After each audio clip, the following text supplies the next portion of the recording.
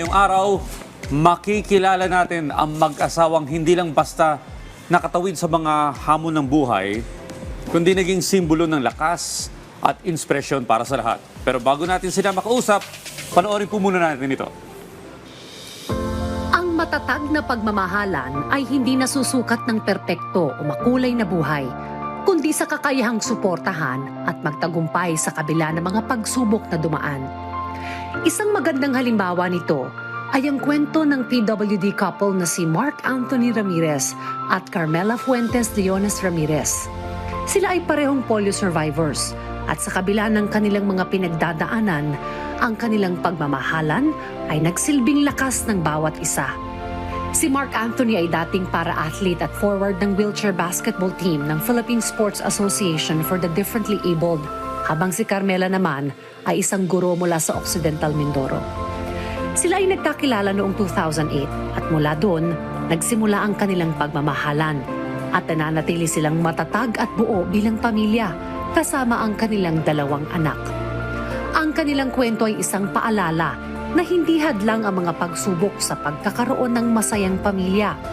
Kaya naman kilalanin na natin ang PWD couple na si Mark Anthony at Carmela dito sa Rise and Shine Pilipinas. At para i-share nga sa atin ang kanilang journey ay makakausap po natin si Mark Anthony Ramirez at Carmela Fuentes Leones Ramirez. Good morning po sa inyo. Welcome sa Rise and Shine Pilipinas. Good morning po. Alright, pwede nyo po bang ikwento sa amin kung paano nag-umpisa yung inyong love story? Paano po kayo nagkakilala? Nagkakilala po kami 2008 dahil po dun sa common friends lang po namin. No? Nagkaroon po ng gathering yung mga persons with disability sa Quezon City. So, una po kami nagkakilala sa Banawi Church.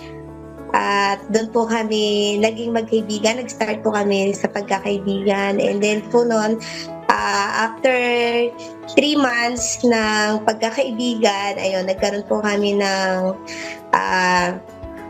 unawaan sa isa't isa at sinagot ko po siya at saka po doon na po nag-start yung aming love story. Tapos 7 years po kaming mag-boyfriend. 2015 po nung kami po ay kinasal sa Quezon City. At sa tulong din po ng mga kaibigan namin, mga persons with disability, sa PDAO po sa Quezon City. Kaya po kinasal po kami noon sa tulong din po ng mga kaibigan namin. Tapos ito nga po, nagkaroon lang po kami ng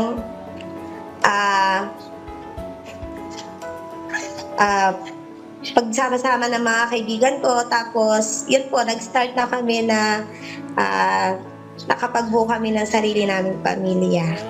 Nakakatuwa naman yung love story nyo, no? From 2008, tama ba? Tagal nyo na together. And then 3 years kayong married. Tama? Alright, sa 3 taon...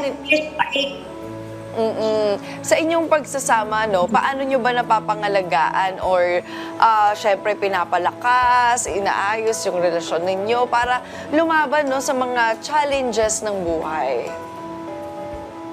Siyempre po, tiwala po sa isa't isa, di ba? At saka po, siyempre po, yung papakita mo po yung concern mo sa partner mo na kahit po mahirap yung buhay. Siyempre po, hindi naman po porket may kapansanan po kami ay accepted na po kami sa pagsusubok sa buhay. Siyempre po, nandun pa rin po na kailangan po namin magdoble effort para masolusyonan yung mga hamon ng buhay namin bilang mag-asawa. Alright, etong tanong naman para kay Mark. Sir Mark, ngayon po ay meron na kayong 2 anak. Ano po ang inyong mga pangarap para sa inyong pamilya at paano nyo po nais na maging magandang halimbawa sa ibang mag-asawa at ibang pamilya? Para sa akin po, siyempre po, yung mga anak po namin na gusto po namin makatapos ng pag-aaral sila. Dahil yun lang po yung tanging ipapamana po namin sa aming mga anak. Then, doon po naman po sa mga halimbawa sa ibang pamilya, patunay lang po na habang may buhay po ay may pag-asa po.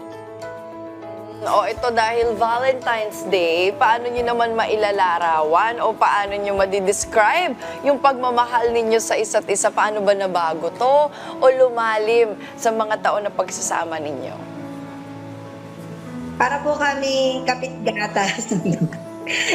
Opo, pag pinagsama mo talaga perfectly combined, kaya po sa kapit-gatas na yon, dito pa rin kami magkasama at saka nagsusuportahan sa isa't isa. Well, Sir Mark, ano po ba talaga sa tingin ninyo yung sikreto ng isang matibay na relasyon? Lalo na sa pag-aalaga sa isa't isa kahit may personal na pagsubok na pinagdadaanan. Ano po, para po sa akin, yung talagang yung love, then iniiwasan ko po yung mga negatibo po, then nagiging positive lang po sa pang-araw-araw. Yun po. Yun, pagmamahal at to be positive. Ayan naman. Well, good luck po sa inyo. Wishing you more love-filled years to come for both of you. And good luck po para sa inyong pamilya. Maraming salamat po sa pagbibigay sa amin ng inspirasyon at pag-asa ngayong umaga. Mark Anthony Ramirez at Carmela Fuentes Leones Ramirez. Maraming salamat po sa inyo.